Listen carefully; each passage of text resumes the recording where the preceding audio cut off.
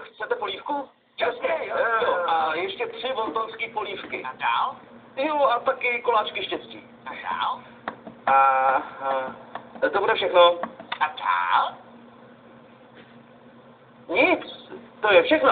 A dál? A dál nic, už nic nechci, to je všechno, opravdu. A dál?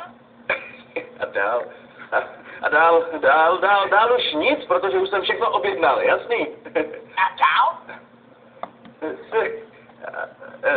Ne, poslyš, chci jenom 3 kuřata na česneku a k tomu 3 porce rejže, jo?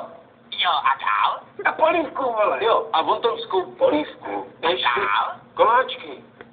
Jo, a ještě koláčky štěstí, takže chceme jenom kuře, k tomu rejži, polívku, koláčky štěstí a toť vše. A dál? A dál.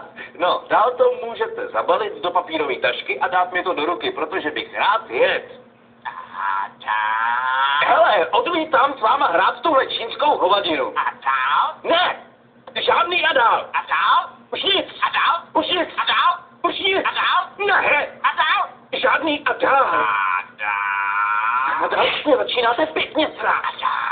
A dál vlezu k vám dovnitř a nakupu vám vlastní nohou vaši prdel, jestli ještě jednou řeknete a dál!